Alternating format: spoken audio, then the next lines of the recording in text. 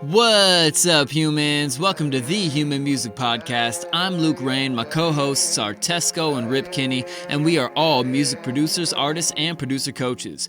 This show is where we discuss all things music production and interview amazing creatives about their origins, their process, and whatever else comes up. This week is episode 112, Music Artists People Love to Hate. How do you feel about the Chainsmokers? How about Nickelback? What about Macklemore, Creed, Marshmello, T-Pain, Skrillex? Why do so many people get mad at these artists? Is it because they're inescapable? Is it because they break expectations? Or maybe they changed the game and people weren't ready? Whatever the reason, there are some artists that people love to hate and hate to love. The song of the week is Sam Shoemaker, Grimy Gospel, produced by yours truly with some dope guitars from the homie Grimy. You can get the links to that down below or find it in our Human Music Podcast Song of the Week Spotify playlist. Link to that as well, along with links to support our sponsors like Dojo TV. That's free producer live stream classes from the Dojo Senseis, of which we are all Dojo Senseis, and it's free. You can get in the Discord with us, ask questions on our live versions of the podcast, and there's a bunch of other dope free classes as well. Also, Tesco's Patreon. You can get access to his Discord, track feedback, and private lessons. Woo!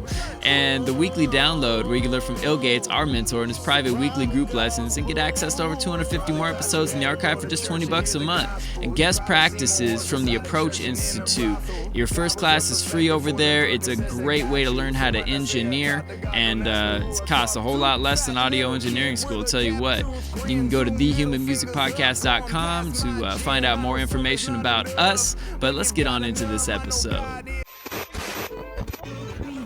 Hello, people of Earth. This is Tesco with Rip Kenny and Trap Jesus, and you're listening to the Human Music Podcast. Woo!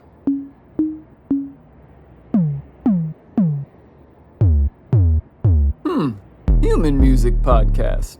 I like it. What's up, humans? Sheesh. Hello, people. Welcome back to the Human Music Podcast. Podcast. And this week, we're going to get into it. We're going to talk about the artists that people love to hate. And hate to love. Both of those things can be true. Podcast. Woo! So, Yeah. I mean, what brought this up is we got a comment on our YouTube from a video we did, the hottest of minutes ago, our reaction to 100 Gex. And somebody had a comment about, imagine thinking we have a good perspective on music, but also thinking the Chainsmokers are good. And I'm just going to come out and say it. I'm going to put my reputation on the line and say the Chainsmokers are good producers. We just talked about this. You can't say that. I can. I did. I am. I'll say it again. I've The been so Chainsmokers are shameful about good producers. Facts. They're dope. Dude, of course. Of course they are. But like, I say true shit, bro. I'm telling you that the fact of life here is that if you say the Chainsmokers are fucking great and you raise their flag and run around Chainsmokers, people are going to think you have shit taste. And I can't explain why necessarily. I mean, maybe Because I have they're some haters. ideas, but I'm just saying it's a bit like, it's like, and for better or worse, people just don't respect your taste at that point. And is it because they think that you like mainstream garbage and you haven't delved deep enough to be the heady kid that they are, and so you're not as cool? I don't know, but it is a fact. If you think the Chainsmokers are your favorite band, most people aren't going to respect your taste. I don't know why though. I don't know. I think you got to be less shameful about it. It's like, if you're curious if your pits stank in public, you do one of those and you just own it. Amen. You know what I'm saying? Like a true However hippie. you're feeling, we all do that. Everybody just hides it low key. So it's like, everybody bumps the Chainsmokers low key. Dude, Everybody's singing Closer in the shower. You just gotta own it. Maybe not nowadays because it's kind of dated, but you know that shit just slaps. Certain shit's just universal, even if we don't talk about it. God, but I think I'm on the same page with you. I'm just afraid to tell the truth. No, it's not. I'm not. No. This is exactly the opposite. I'm just telling you the facts that like people are going to say that if you say you love the Chainsmokers and like for better, like I said, for better or worse, just people saying shit. Just is what it is. I don't abide by musical taste bullies. Yeah, fuck the music police. This episode's not for you. Interesting. Yeah, fuck the music police. Interesting. So I have a follow-up question for you. Yeah. Do you like Nickelback? Man, they got some jams. Like is a strong word. I've seen them live, but I was paid to be there.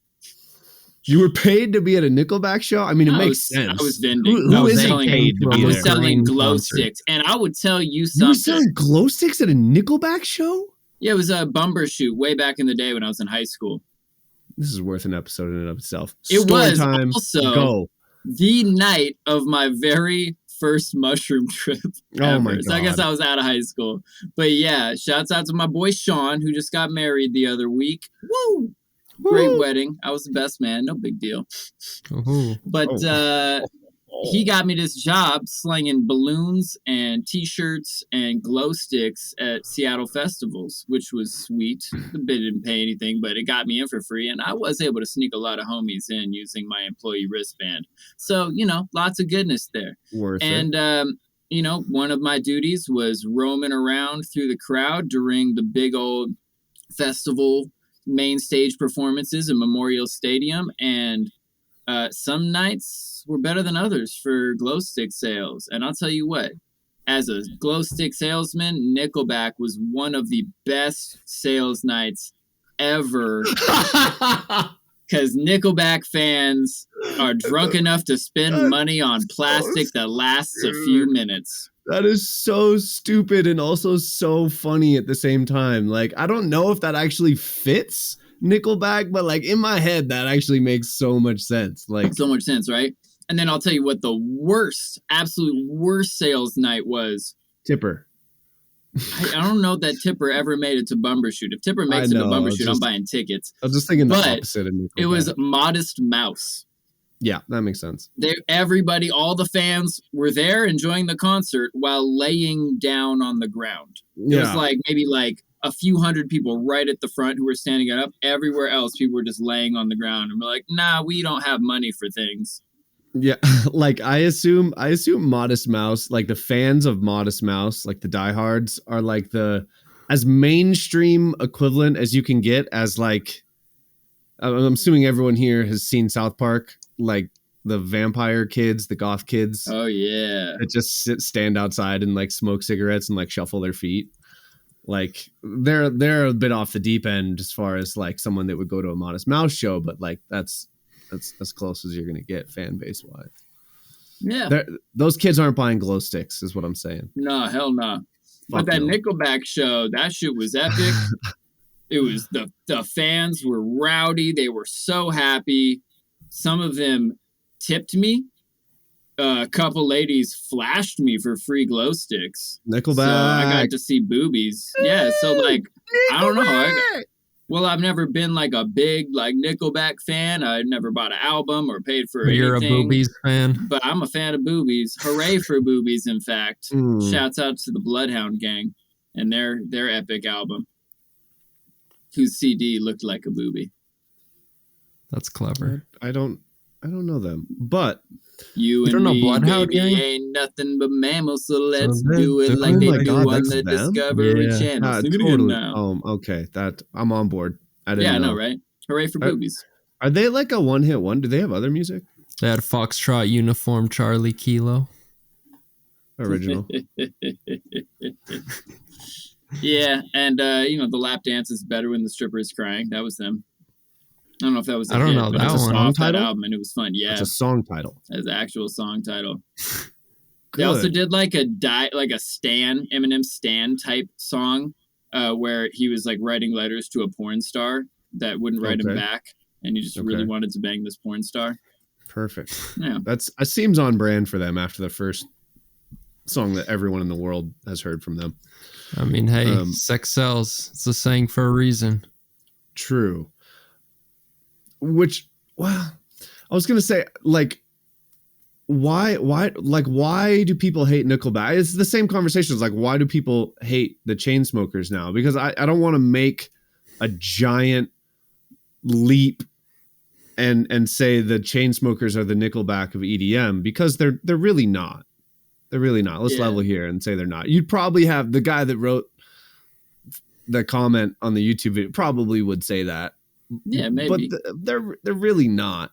But like, why do people hate certain mainstream artists? And I mean, this is a topic worth discussing, right? Like, I got a theory on this.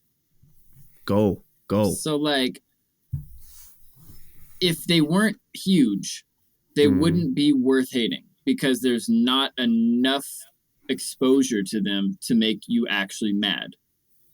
If somebody out there really dislikes my music right now, they're not hearing it everywhere.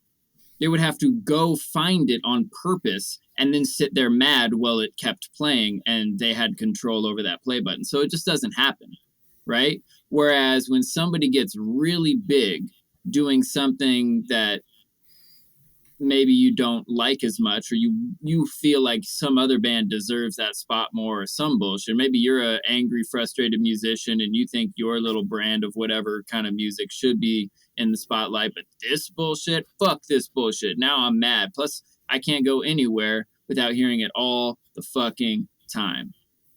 And it's pop music. Mad people get mad about pop music.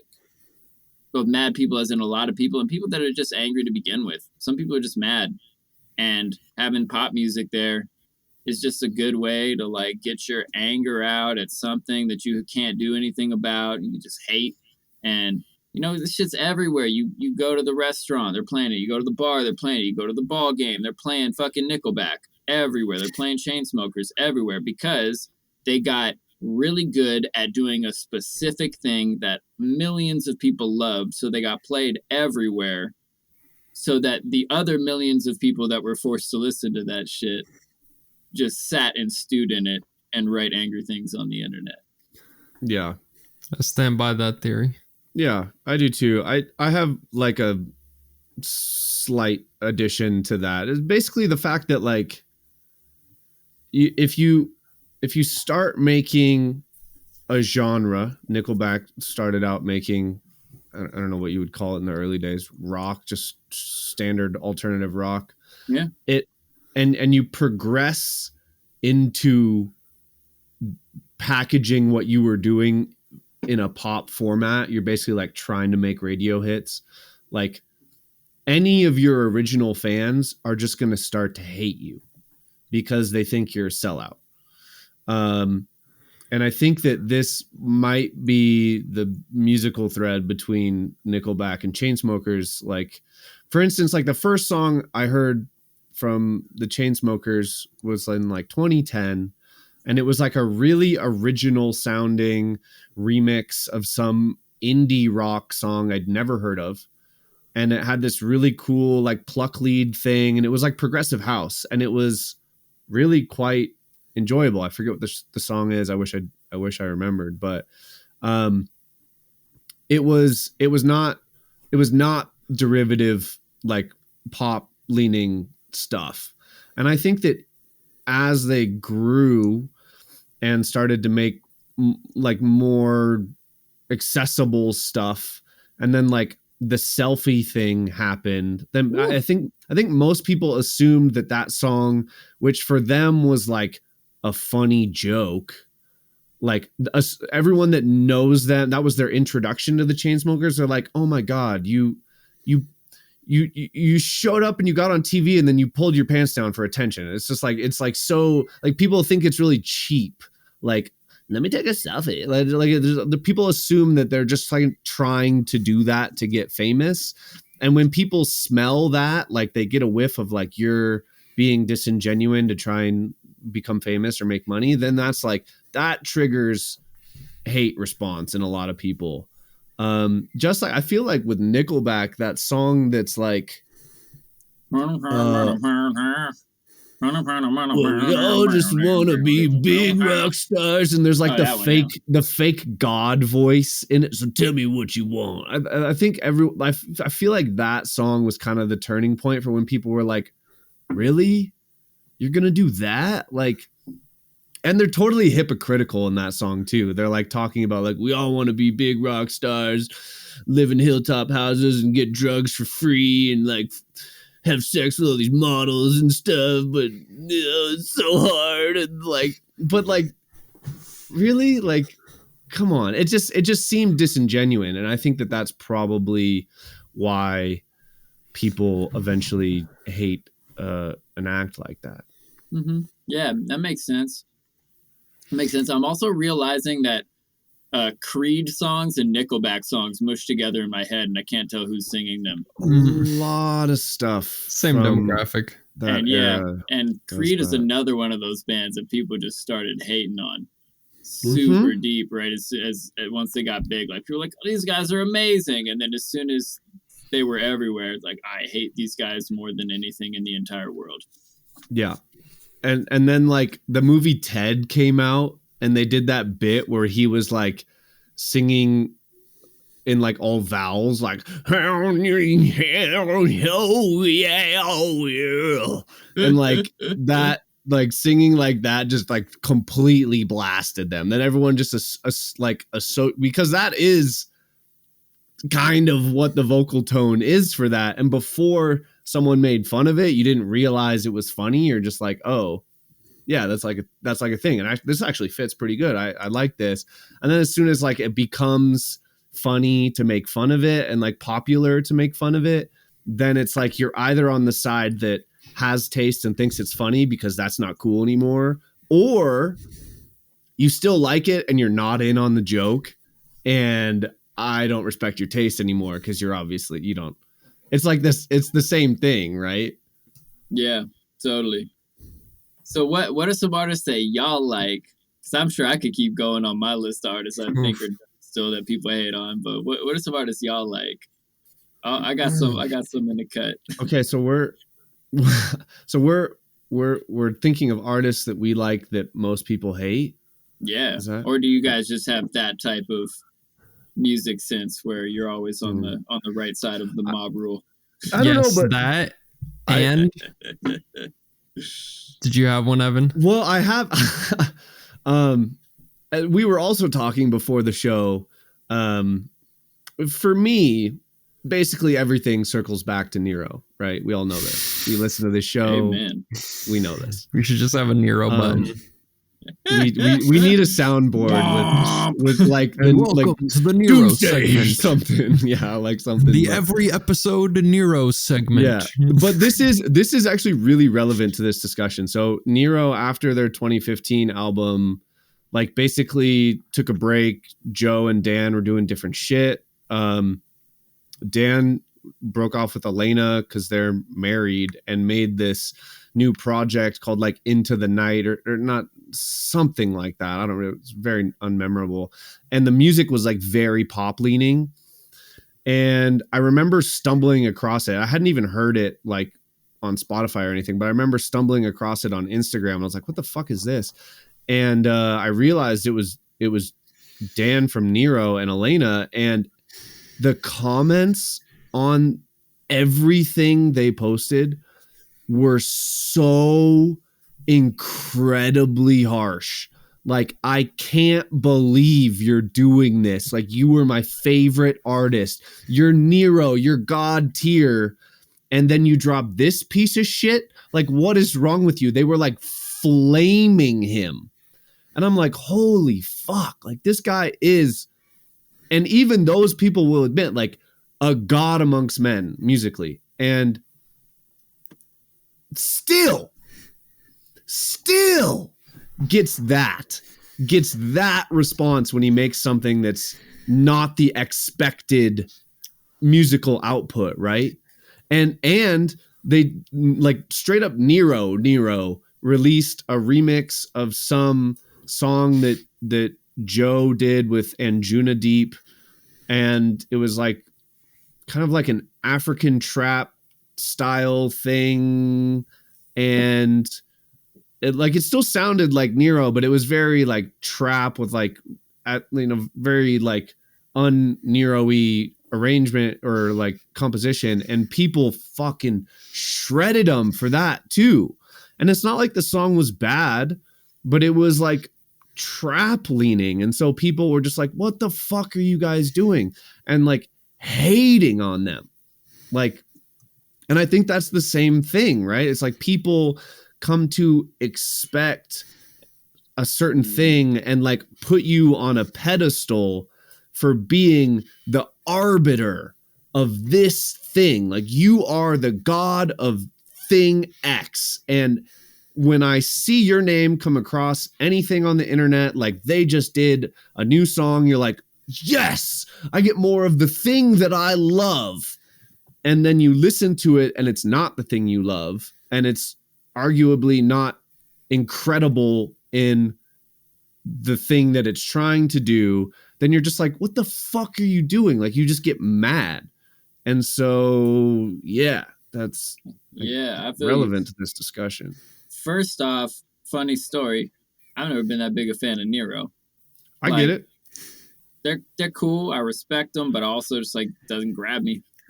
Yeah, no, you I mean, like, recommended some songs to me, and I went and downloaded them, and I still have never played them out because they just like don't quite fit my taste. I was gonna say it's not really stuff you would DJ. But that's the thing, though. It's like they're the arbiter of that thing. Like you, not everyone likes that thing, but they do what they do better than anyone, obviously, and that's So it's like when you don't make that. But I really like what you said about expectations, because that's what I think it really is. It's like when artists set up expectations for a fan base who gets like rabid about that thing, and then that expectation is broken, people get mad.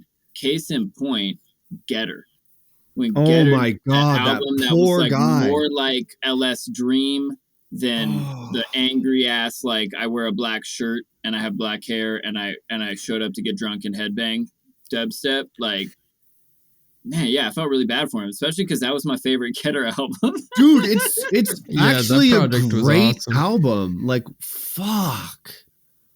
Yeah. Fuck. Because he didn't like essentially continue like the thread of kind of like joking around and making like really heavy dubstep. Like you can't accept the fact that he made some real music here.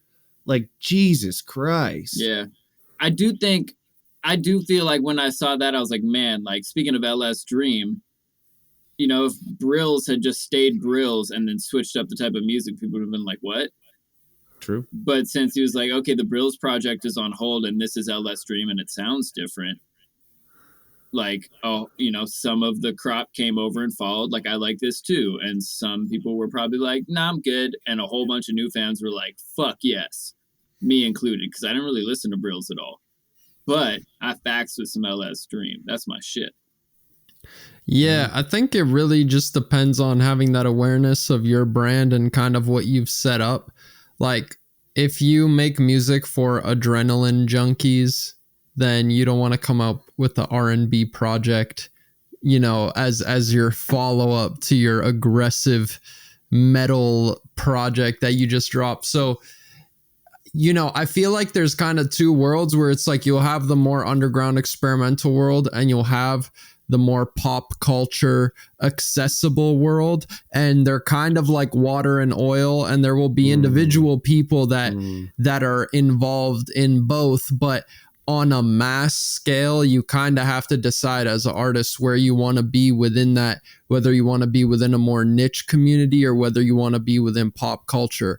And the trade-off is going to be that if you're in the more niche community, you can get away with more, you can express yourself a little more loudly in unique ways, but don't you dare do something remotely predictable or accessible or understandable, because fuck you.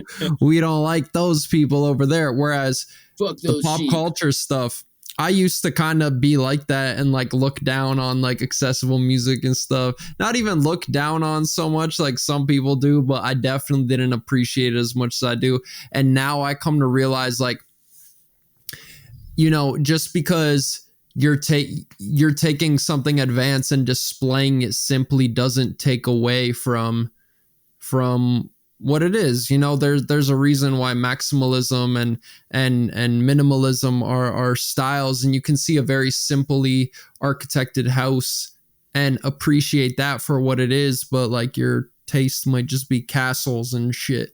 So it really comes down to you to kind of find, you know, your place within that. Just be aware of, like, if you're in this world, maybe you can bring a little from over here, but you're not going to be able to do 50-50. It's going to be more like 90-10, or like maybe 80-20 if you're like Sophie doing pop music, but like aggressive sound design, or if you're like Charlie XCX, or, you know, Skrillex, for example. He's within those two worlds, but when I say Skrillex, you don't think of pop. Even though he's worked with Justin Bieber, you still think of him as primarily an electronic artist. So Skrillex is actually love to hate that guy for a hot minute there. I think that's where you're going with and this. people still do. People still do. I feel like, though, that Skrillex is a good example of an artist that became more mainstream, both in his like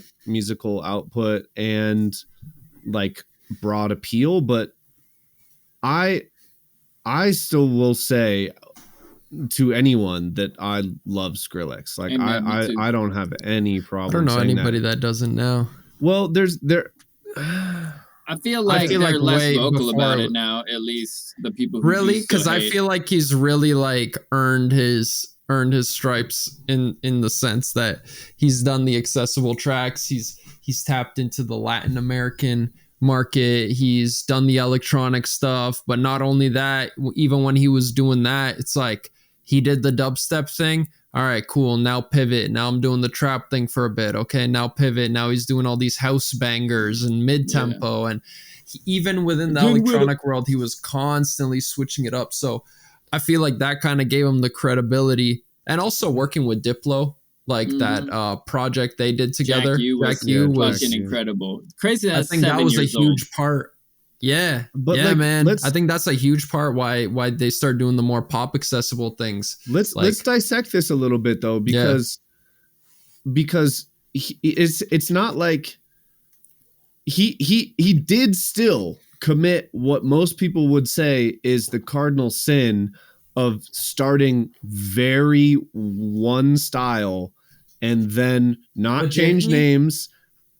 Oh yeah, because within all his early music, stuff like was I said, screechy car alarm dubstep for the first like 5, 6, 7 years that he was popular. But as soon as he got the recognizability for it, he pivoted to something else. Like once the dubstep thing took off and he made a name and he was known for that, then he switched. Then he did the track with A$AP Rocky and Rick Ross and all the more trap kind of stuff. And then he pivoted out of that. So I feel like even within electronic music, there was that period where people really hated him. But a couple years after that, he did the project with Diplo, all that stuff. He started getting a lot more respect, I found, within circles. But I guess my point is why don't more people still hate him for that? Because he didn't go back. He doesn't make hard dubstep anymore, really. Like he basically, yeah, it would 100%. But he basically did the same thing that everyone else does: start branching out, work with popular artists,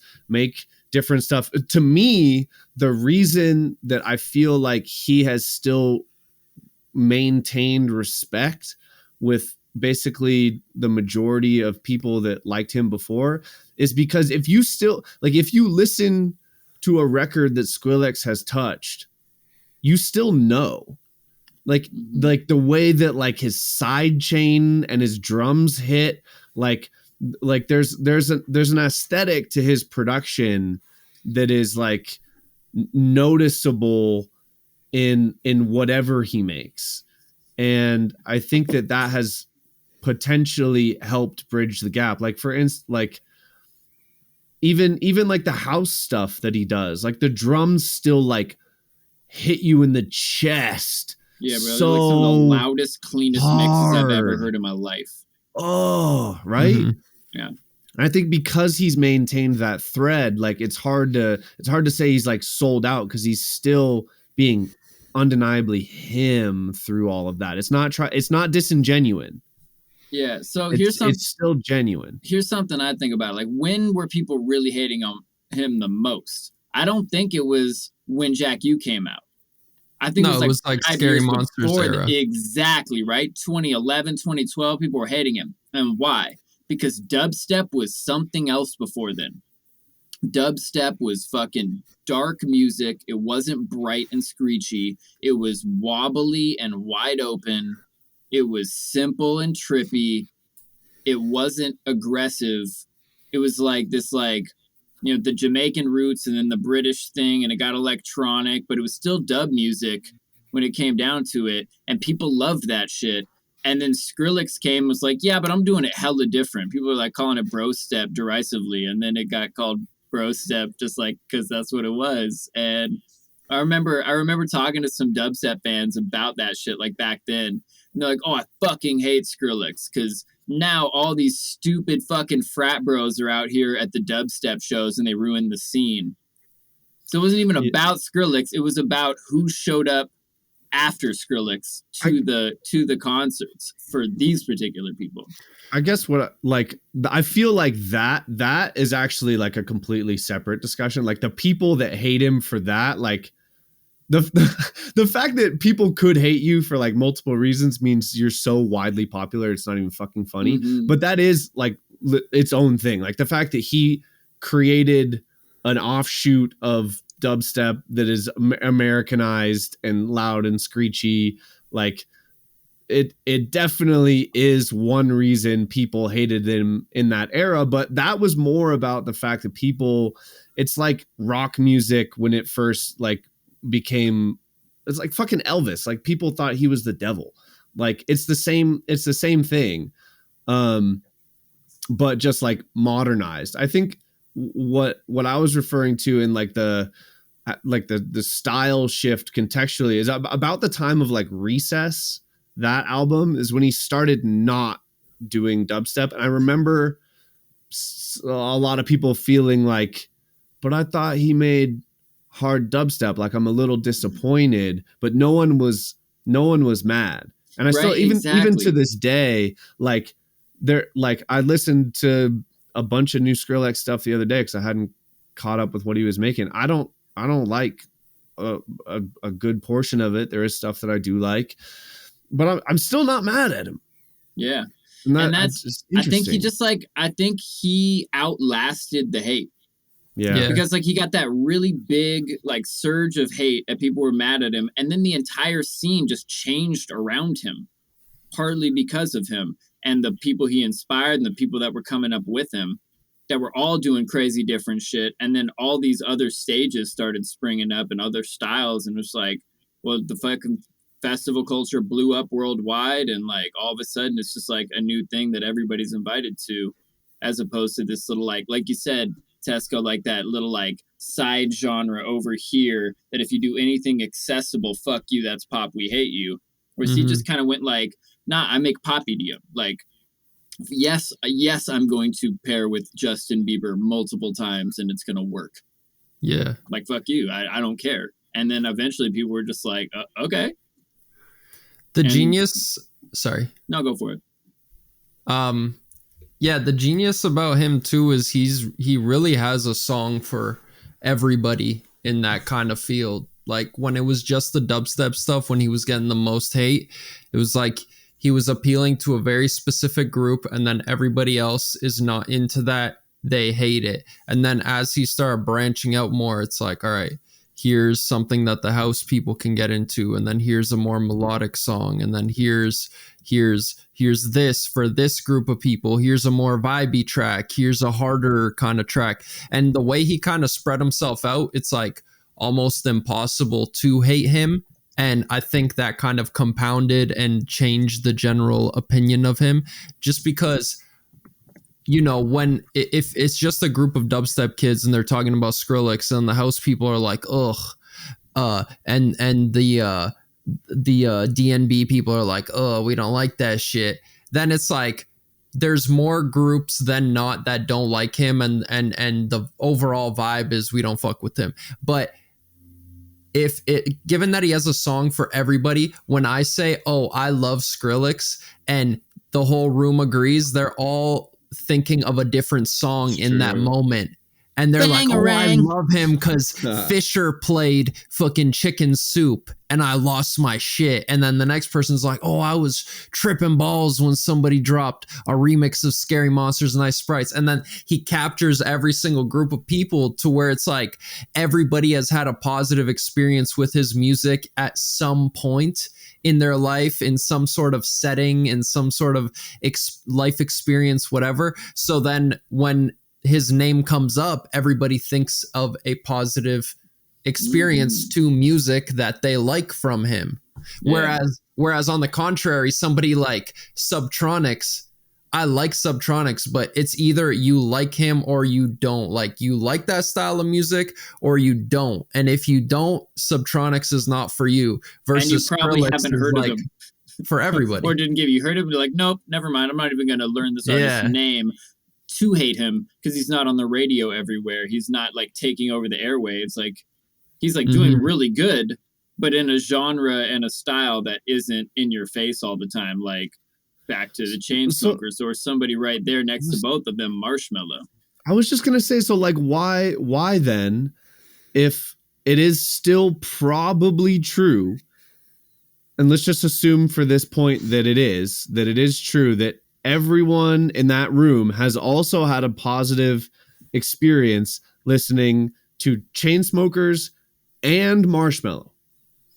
They have all had positive experiences listening to both of those people's music, but you say the same thing, like, I love either of those, and no one backs you up. Why? I feel like the opinion on Marshmello has changed a lot.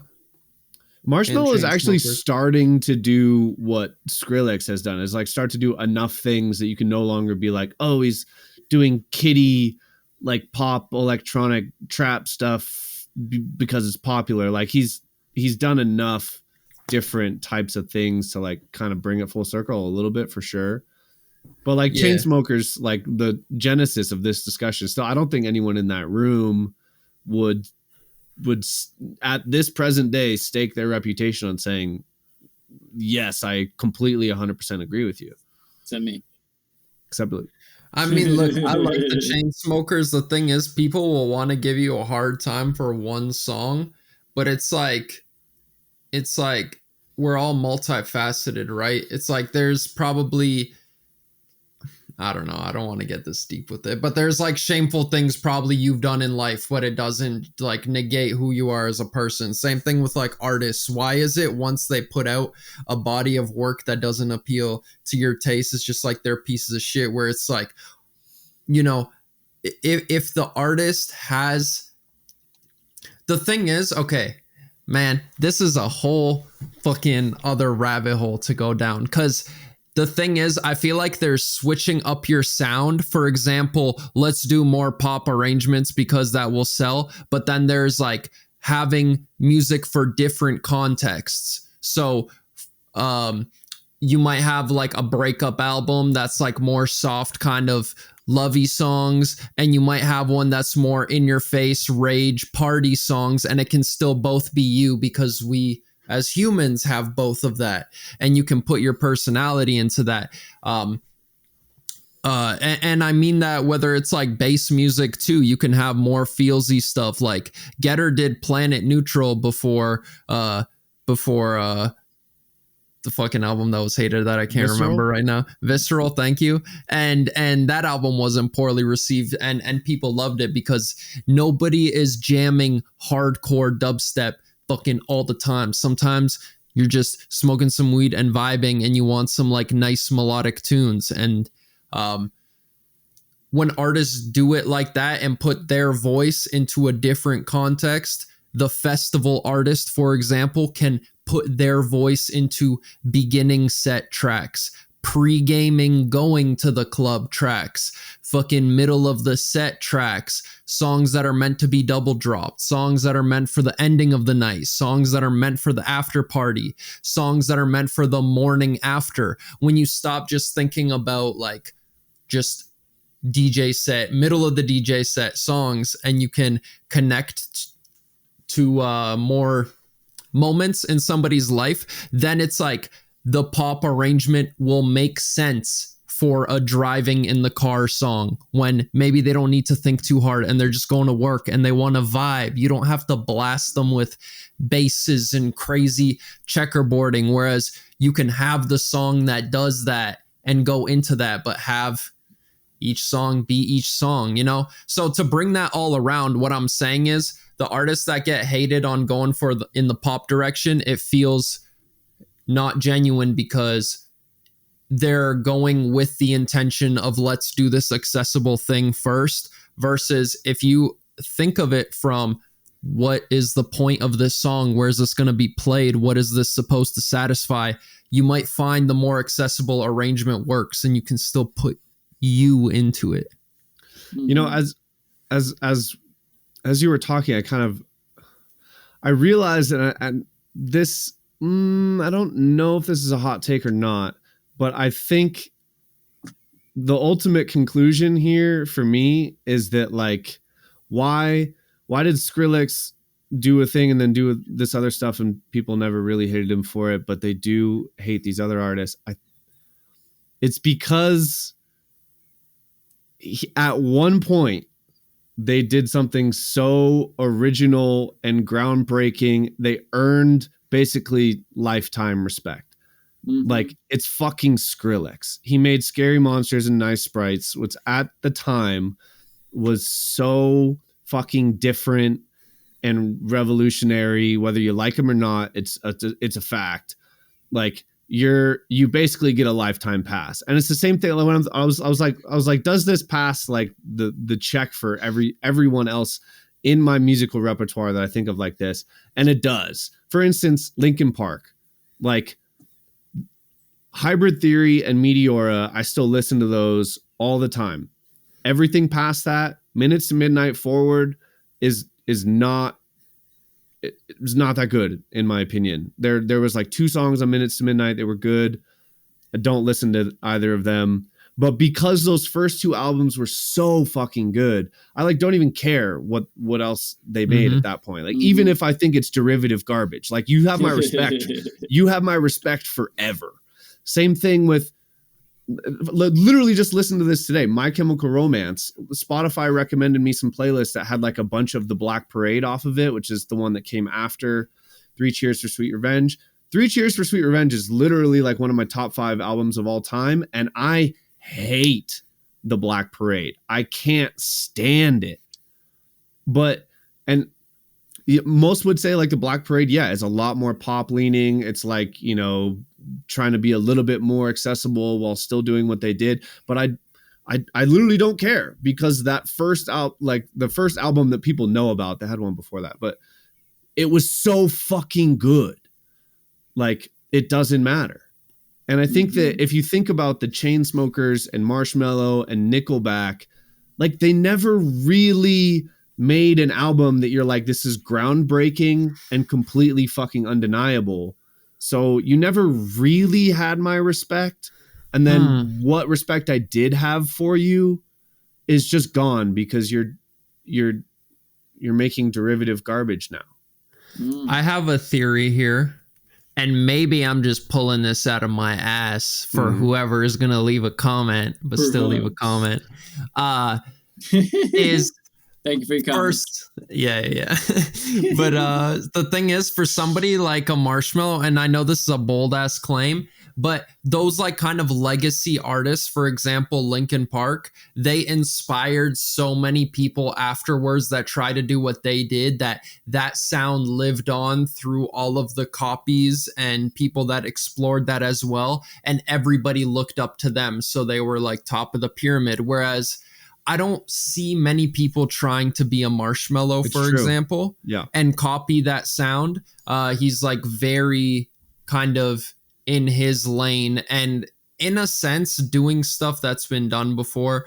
I think there's a lot of genius to Marshmello, but I don't feel like he's the most innovative artist musically. And so I think it's easier to kind of notice happy synths on them, right? Like, yeah, and that's not cool. Crazy innovative, but it works so well. And I think that whole like trap wave genre kind of rolls out of that a little bit. But I'm interrupting your whole point. Yeah, I mean, it's like, you know, no, Marshmello's sound is so uniquely him, and it's also limited dimensionally.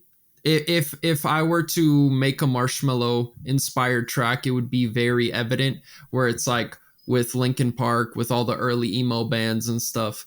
It's like the core ideas were presented kind of by one person and then expanded on by many people, and everybody had that same nostalgia from the first band. That's just kind of how I see it. Maybe I was just thinking about that as you were talking, and I was like, man, like My Chemical Romance and Linkin Park and certain bands I think back on, like Escape the Fate and stuff, all had these projects that are kind of unforgivable in the sense where it's like you might have fallen off, but you still get respect for this project because so many people went off and did this because of you. Mm-hmm. And that influence was evident listening to all these other bands. It made me think of you as well. So their success kind of like rubs off on the original person. Yeah, that makes sense. But I dig that a lot, and I agree with that. And I want to like roll to, you were saying about like how Marshmello's just kind of got that one sound that's not that innovative. But like on the other hand, did y'all listen to that Shockwave album? Yes, and that's why it's a bold claim, and they're all fucking filthy. But it's all very like Marshmello, and that's why his brand is genius, and the whole packaging of Marshmello and just the completeness of everything. But it's like, if you try to do that, I'm not saying you can't pull influence from Marshmello. I'm just saying it's very easy to sound like him. Versus Linkin Park. You can take a lot of that sound and become a Rip Kenny. But where do you take Marshmello? I'm not saying it can't be done. I'm just saying there's way less accepted. People. I think the difference is that, like, even if, and I haven't listened to it, so I can't say. So if the Shockwave album is incredible in its own right, but not innovative and doesn't really take a chance, it's like you're gonna like it and or potentially love it, but it doesn't gain you the same respect that like completely inventing and innovating on a new genre or within a genre. Like I like Camo and Crooked's album Mosaic. Yeah.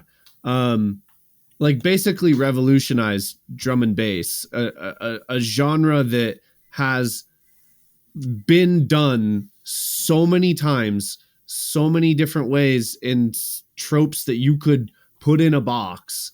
And then they made that and it was like, what the I didn't know this could actually be that different. And then that album, like you said, has influenced all of drum and bass production top down at this point. But like, yeah, I just think that it's the innovation that earns you the respect that earns you the lifetime pass. And I think, I don't know if you guys, I got two artists that I want to bring up to see what y'all feel about, because they're artists I'm a fan of unabashedly, and a lot of people have hated, still hate, etc. Oh, we should all end off after with an embarrassing favorite. Hey, I'm in. Which one of these do I want to do first? First, I want to do T-Pain. Oh, yeah, okay. People lost their goddamn minds when T-Pain came out. Some of them because they were like, oh shit, this robot voice is the coolest thing ever. I hope it stays around for good. And other people were like, yo, this motherfucker just ruined music forever. And we're mad They weren't mad when people were doing talk box in the 80s. They weren't mad when Cher used auto-tune on that one track. Some people were pretty mad at that. But T-Pain came out a few years later and starts talking about buying people a drink, and, you know, like, people got so mad at this dude. And T-Pain, man, dude, like, listen back, those are still some of the best hip-hop, dance, pop hits, like, ever. Still so catchy. I remember, speaking of this, I remember being at a park and overhearing a conversation between two kids, these two younger girls, who must have been like 10 years old. And one of them says to the other's like, you know that artist T-Pain that everybody says is terrible because it's too poppy? And the other one's like, yeah. She's like, I like it. And the other one's like, me too. I like it. And it's like the essence of this. Like, people hate on something so loudly that then other people are afraid to say that they like it when they do. And you know that it's like an easy target to just hate on somebody, be like, yeah, fuck that guy. And you'll get a bunch of people like, yeah, fuck Justin Bieber. I hate Justin Bieber. And like, you're like angry at a child who can sing. I mean, his new shit's dope. And I mean, I'm talking about when the dude was actually like 15 years old. People were like, fuck that kid. I hate him so much. And it's like, what has he literally ever done but sing a song about, how dare he? Like, loving a young girl? Like, what? Like, why are you mad at this child right now? But how do y'all feel about T-Pain? And then I got one more. Man, you already know I love T-Pain. Yee! He's just such a chill dude. I love his streams and everything. Yeah, he's so funny. Super revolutionary. Yeah. Like, modern music would not sound how it is without him. And he can really rap and really sing. Yeah, that's the funniest part about that whole thing is like people were like, robot voice, you can't sing. Like, that motherfucker can really sing. Like auto-tune or not, like, he chose to stylistically use that. People assume that anyone could just sing like that. Like, actually, the way that he gets auto-tune to sound intentionally takes a lot of skill. That being said, I loved that guy in high school. I haven't listened to his music in a long time, but I just came across some video of his on social media where he was listening to someone else's song. And it's hilarious. Like, seems like a good dude. I like him. Yeah, I want T-Pain to keep winning. Yeah, ditto. Yeah, on his social media recently, he's like driving his Bentley, gassing it up at the gas station, and somebody was like, "You're Lil Wayne, aren't you?" Like, no. And he's like, man, that just kind of made me mad because the dude assumed I was Lil Wayne. He's like, oh, I assume I have to be some sort of rapper or entertainer in order to have a Bentley as a black man. That being said, please listen to my new album. Make me famous again so people know who I am. That's so funny. Man. And then I got my last person I absolutely need to bring up that I can't believe hasn't come up yet. Macklemore. Okay. Macklemore. So many people so mad at Macklemore. Just one of those dudes that people love to hate. I've always been a fan of that dude. I got a different perspective because I knew who he was a decade before he blew up. I grew up in Seattle, so I love the guy. I understand that it's the same discussion why people hate him now, but like I like him. Thrift shops. I think it was just the Grammy thing.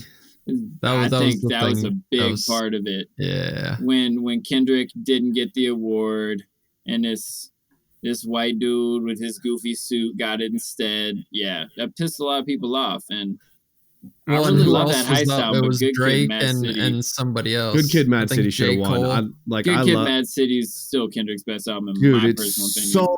Dude, I still listen to that all the time. Money Trees is a jam. Poetic Justice is a jam. Swimming Pools is a jam. Dude, there's literally there's album. 8 jams on that album. Good Kid and Mad City are both jams.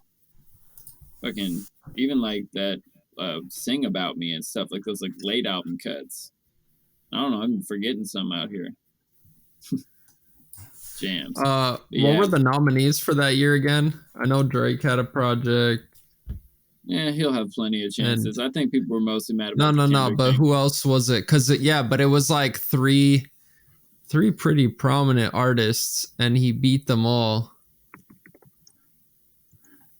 Oh wow, that just really fucking. That was a lot of autofill for Google to do right there. I said 2013 Grammy, and it was like rap album nominees. Yeah.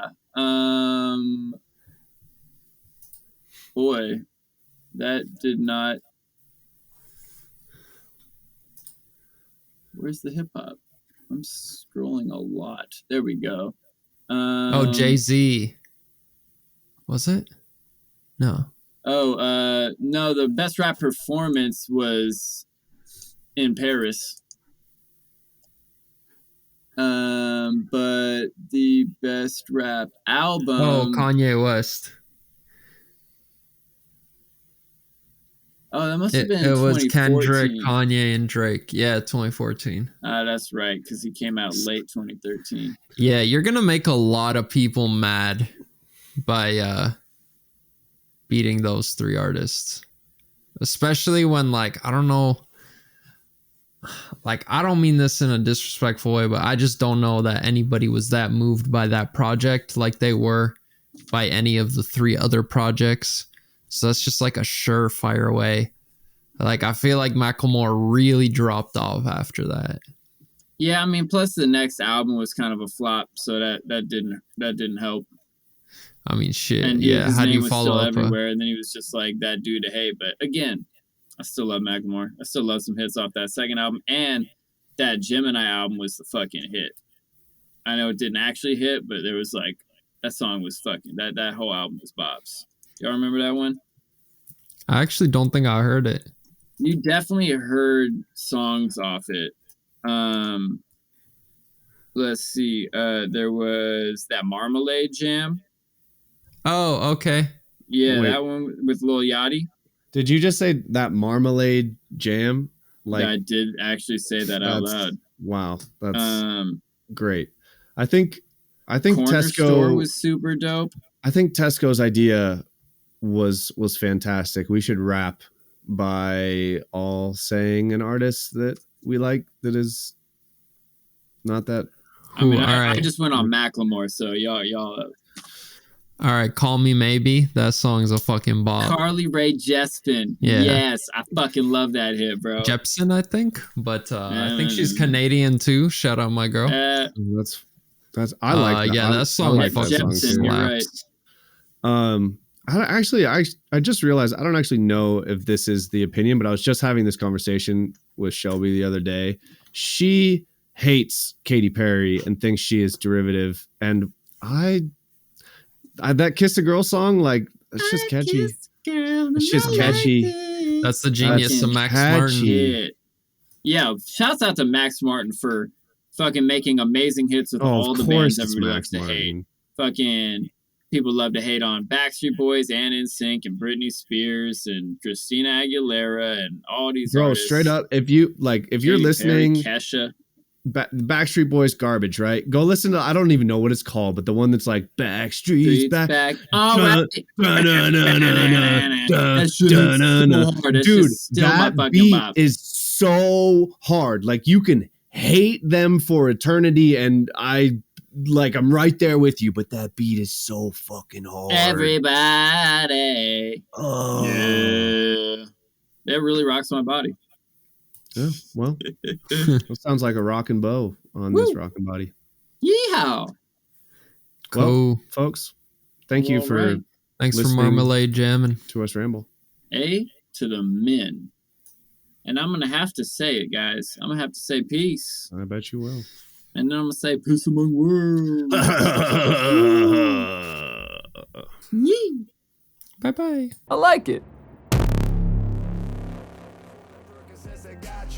All right, humans, thanks for being with us. That song of the week again is Sam Shoemaker's Grimy Gospel. Please go run that up. It's a song that's near and dear to my heart. I produced it with guitars from my homie Igami, and it's the title track to Sam Shoemaker and my joint EP, Grimy Gospel. So yeah, go run that whole thing up. Tell me what you think. I'd love to hear your thoughts. And check out the Song of the Week Spotify playlist. Links to that down there too. And support our sponsors like Dojo TV. That's free producer live stream classes from from the Dojo Senseis. Hit up your boys when we're doing our live podcast, or you can get free classes, track feedback, all sorts of good stuff over there. Or Tesco's Patreon, where you can get some track feedback, access to his private Discord, and private lessons from the boy Tesco. Tell you what, that's worth it. And the weekly download, where you can learn from our mentor Il Gates and his private weekly group lessons, to get access to over 250 more episodes in the archive for just $20 a month. I should probably go look at the count in there. It's probably closing in on 300 these days. But guest practices as well, where you can go to the Approach Institute. You can get your first class for free and learn how to engineer your tracks better.